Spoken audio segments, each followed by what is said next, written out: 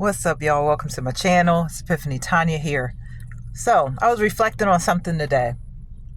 When I was in college, I wrote a paper. When I first got into college, I wrote a paper called God Bless America. It was something to that effect, like God Bless America, or Why God Doesn't Bless America. It was something along those lines, right? And so in that paper, I was kind of pointing out like the oppression and the persecution against Christians that's subtle, underhanded, that exists in America. Of course, we don't face the kind of persecution that Christians in other countries do, where they would lose their lives, but we face a discrimination, we face a mocking, we face a lot of different things that are sometimes subtle and underhanded in America. Now, I know there's so many people that will come on and they will argue with me and say, oh, you're the dominant ones, that it's even some crazy people that will say America is a Christian nation. I'm like, what part of America are they living in? Where so many places you go, you're not allowed to talk about the name Jesus. You're not allowed to bring it up. So getting back to my story about writing this paper, I even had a family member that was like, what? You can't write a paper like that. You're not allowed to talk about God in school and write papers. They didn't know who they were dealing with. They didn't know they were dealing with me. Like I've been that rebel since I can remember. But anyway, like I don't care. I'm going to talk about it. I'm going to say it.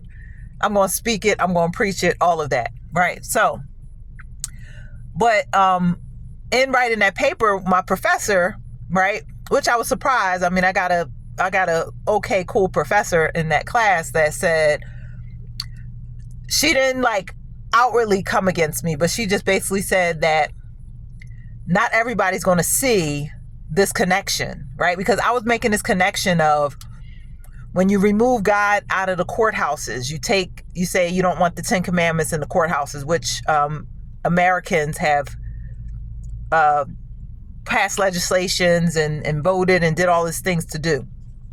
You take God out of the classrooms because when my grandmother was young, she told me a story, God rest her soul, she told me a story of how the teacher would read the Bible to them in class, right? And of course, we know they used to pray in school, read the Bible, all of those things was openly done in school. And again, some American somewhere sued and got that taken out. And then the persecution that some people face, like, was a story of a woman who got fired from her job for wearing a cross. There's stories of people who get fired from their jobs for saying God bless you and all these other things. My husband tells me about when the job he worked at, when I first met him, coming into that job, he would always say God bless you to everybody. And he told me about, like, just recently that a supervisor, I never knew this about him before, that the supervisor had came against him and said, you better stop telling people God bless you in that job. But that was one of the things that endeared me to him, because I was like, wow, this guy's always saying God bless you to everybody. But she was saying, like, some people are not going to see this connection between how the society is trying to remove God and the bad things that are happening in society. They're not going to make the connection. I said, you want God out of schools. Well, look at all the mass shootings, the school shootings. We didn't have school shootings before. Now there's a plethora every day now, almost every day, every week. It went from like every year, maybe every couple years. Now it's up to like every day there's a school shooting, every other day, every once a month, there's a school shooting, right? And so she was just telling me the reality that people are not going to make this connection, that the reason why this is happening, all this bad stuff that's happening to America, is because America doesn't want God. Because any nation that follows God is going to be blessed. But America doesn't want God, so America can't be blessed. And so I say all that to say, so that's one topic, that's one situation or story. I say all that to say, I'm bringing this over into the political, racial climate that we're in right now, and say that a lot of the stuff that Black people, yes, I'm saying that black people have done or are doing, they can't make the connection to their own circumstances, right? And so I'm asking this question, and I'm thinking about, somebody had posted a comment on my video. I did a video about the black fatigue, and I was making a joke, and I was saying, for the black conservatives, I was like, we're the people that's caught in the middle. You know, they made that movie Uncle Tom and all this stuff. We're in the middle between the groups, right? And I'm like, what are we going to do, y'all? Because the white people get tired of us, and they kick us to the curb just because of the color of our skin, because they lumping us together with all the ratchet black people, which get promoted, and their stuff gets highlighted on the highlight reel across the internet. And it makes it seem like they are the majority of the population, and that more black people are like that than actually are. What are we going to do? What are we going to do if we actually go into this segregation place, and the white people say, okay, we're done with y'all. We don't want nothing to do with y'all. Go your way. Go over there in your ghetto hoods, and we go over here to our suburbs, to our nice neighborhoods. Y'all get out of here. What are we going to do? Right? And somebody wrote the best. I was like, this is the best comment. I give you the award for the comment that wins the internet today. They said, this is what I've been concerned about. What are black people going to do if the white people give them exactly what they want? What are you going to do when most of the things that have been built, most of the things that have been created by white people? Yes, I'm saying it.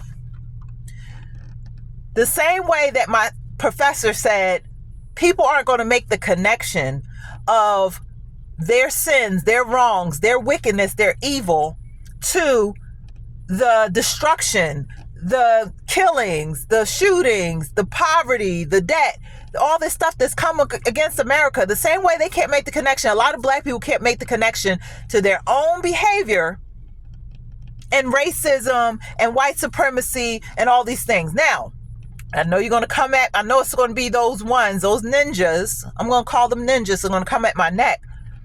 But here's the thing. This is not refuting or discrediting the fact that there was a time where, no, outside of their own will, it wasn't that black person's fault that they just got snatched up. You know, maybe you could say it was their tribe. You know, when you have your own people selling your people to another nation, which at that time, which nobody talks about, that there were so many different races that were enslaved, because it had to do with tribes, and it had to do with wars that were won. And when your nation was captured, then they claimed all these things. They claimed the people. Okay, now you go into slavery. We could take this all the way back to the biblical days that would happen. It wasn't just a black thing. It just so happens that in America, which was, if you think about it, was easier for them to do that, because now you can distinguish who was the slave from who was the master by the color of their skin. Just so happens in America, that became a highlight reel of using black people for slavery, even though slavery existed across the world in so many places everywhere with all types of colors, nations, races, ethnicities, whatever you want to say. But bringing it up to modern day, we're not talking about what happened in the past. That is something that was atrocious, and that was an atrocity. And America's the only nation that has done everything, almost everything, because I know for some of the ninjas, they feel like they still want reparations. So America hasn't done everything. But outside of giving out this outright reparations, America has done everything in its power to try to right the wrong of what happened with slavery.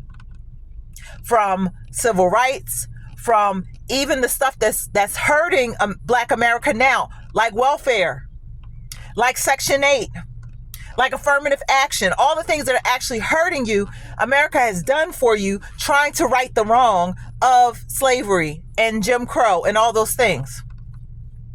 But what are you going to do if we actually do segregate? If you look at things of what the white people own and what they have and what they got going on, can you imagine the way that these black owners, I'm sorry, I'm going to say it today, it's going to all come out, I don't care, the way they run their businesses. Do you really want to shop black owned? Do you really want to shop from only black people?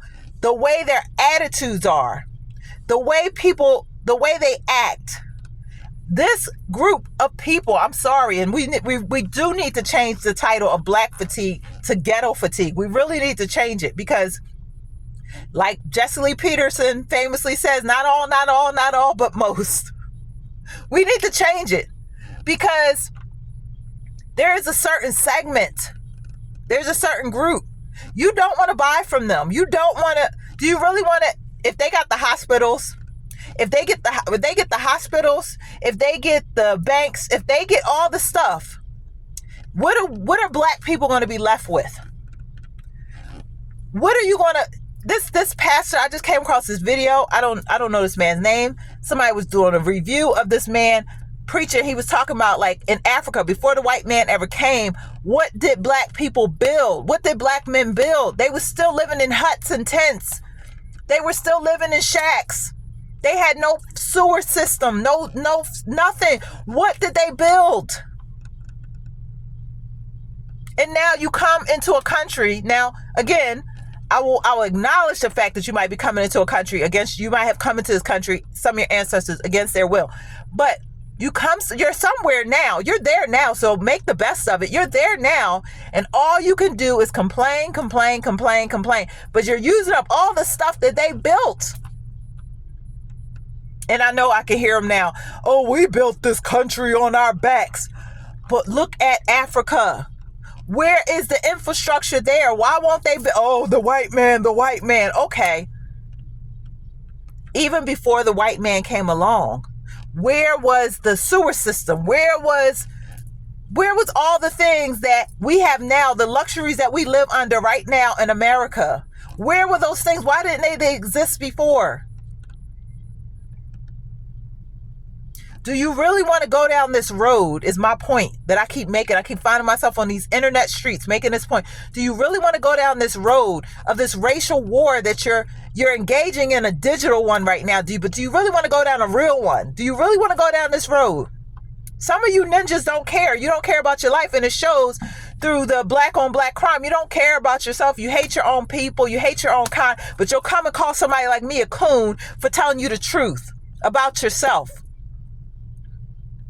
You can dog them out all you want. You can sit there and say, and this is why there are white people that are emboldened now to say the things they're saying now, because they are done and tired. They've done everything they possibly could to try to right this wrong of racism and slavery. And all you have done is spit in their face to the point where they don't care anymore. They don't care. And now, yes, they're emboldened to be like this Hendricks lady and say all types of mess and crap against you. And now you got people supporting her for her nonsense and her foolishness because you've driven them to that point with your foolishness.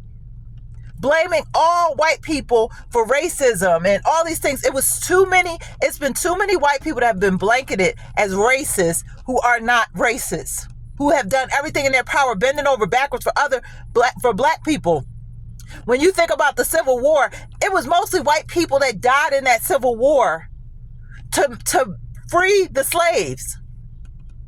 It was mostly white brothers and sisters dying, giving their life right alongside the black soldiers, but more so it was more white soldiers, because just the fact of the matter is that they are the majority of the population. And that's not all by racism's hands or white supremacy's hands. Some of it's by your own black community's hands, of black on black crime, of abortion, taking up 37% of the abortions when you only make up 13% of the population. I could go on and on and on. I am fatigued, and it's ghetto fatigue. It's not black fatigue. I have to correct myself because I know I put that in my last video, my previous video. I am ghetto fatigued. I am tired of the ghetto. This is the most nastiest, jealous group of people. I don't even want to come on here like I'm just only talking about black people either, because I feel like I heard it was a sister that's on social media. What's her name? Patricia. She was talking about this, and she was saying like, oh, she went this place and all these black women was nasty to her, and they was looking her up and down. They didn't speak to her, and they so jealous, and they're nasty, and she's done with black women. But I get that from all races of women. That's a woman thing, if you ask me.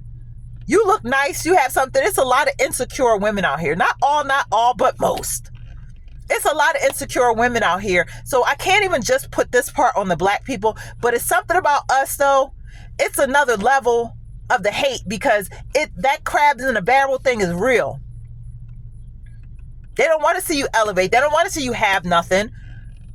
You out here robbing other black people more than anything else. When you talk about white supremacy and the white man and racism, you go and attack and rob other black people.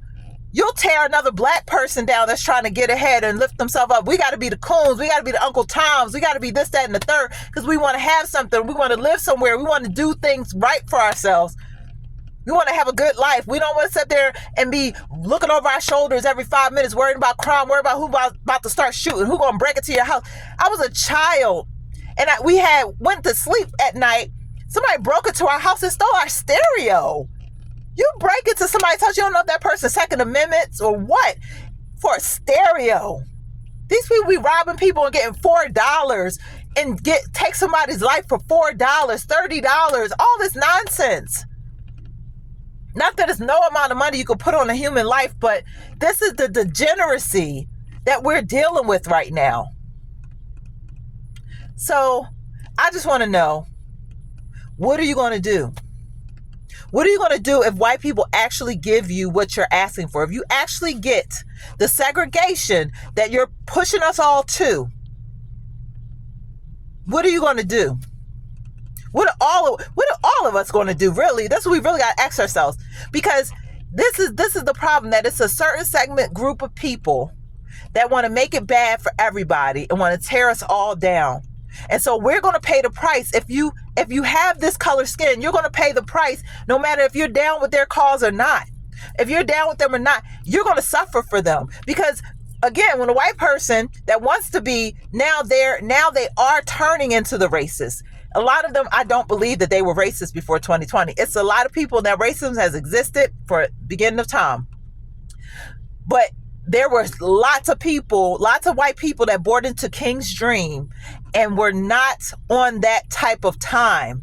And then 2020 came and they saw you guys burn buildings to the ground, take people's businesses, so many lives lost off of this BLM crap. People that just pocketed money so they could have mansions, never did a thing to help the black community. Maybe you would have took that opportunity and built your own stuff. Now when this stuff that's going on now, you might have a chance of survival. How are you going to survive? If they get the hospitals, if they get the banks, if they get all the stuff that we actually need, how are you going to survive? What are you going to do? Do you really think that some black person is going to build up from the ground up? Right? And I hear them. Every time I say something, I hear them. Oh, we had our own Black Wall Street. And how long are you going to live based on that? How long are you going to, it's like that guy that had his glory days in high school. And all he talks about is, the glory days. But you never did nothing beyond that. You never went past high school to go to college, play college ball, get drafted into the NFL, NBA, none of that. Now you just want us to keep hearing your glory days about high school. What are you doing now? What have you done now that would matter? Back then when they built that, okay, yes, that was a very segregated, racial, hating time. That was a very KKK, all that stuff existed. None of that's even here now. So what are we building now? What are we making that's making a difference for anything? What have we done lately? What have you done for me lately? Is the question. While you just want to just blanket all white people and say, they're racist, they're this and that. Some of them now are. I will agree with you on that. They have turned that way and they were not that way before. And that's what ticks me off, because we had come such a far way in racial equality. We had made so many strides.